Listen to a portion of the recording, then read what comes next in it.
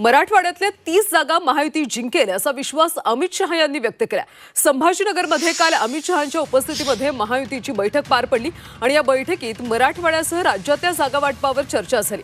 एकनाथ शिंदे, देवेंद्र फडणवीस आणि अजित पवार या बैठकीला उपस्थित होते। तसंच 10% मतदान वाढवण्याच्या सूचना देखील अमित शहांनी बैठकीत दिल्या। तर चर्चा सकारात्मक झाल्याचं एकनाथ शिंदे आणि अजित पवारांकडून सांगण्यात आलं। तर लोकसभेतल्या अनपेक्षित निकालानंतर नाराजीची तीव्रता आता कमी झाल्याचा दावा देवेंद्र फडणवीसांनी केला।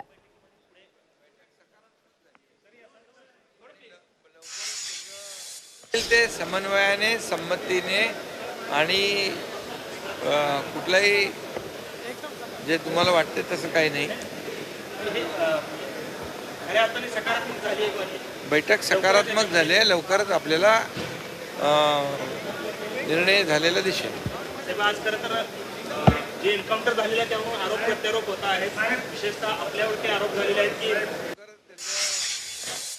सभेच्या निवडणुका भारतीय जनता पार्टीने जिंकेल असा विश्वास आम्ही अमित भाईला दिला। महाराष्ट्रात पहिल्यापेक्षाही जास्त सीट्स या ठिकाणी भारतीय जनता पार्टी जिंकेल। NDAचे जे आमचे सहयोगी पक्ष आहे ते सुद्धा या ठिकाणी जिंकेल। बैठक सकारात्मक झाली। एक प्रतिक्रिया सकारात्मक है, सकारात्मक है, एकदम सकारात्मक, सकारात्मक है, सकारात्मक है, एकदम सकारात्मक।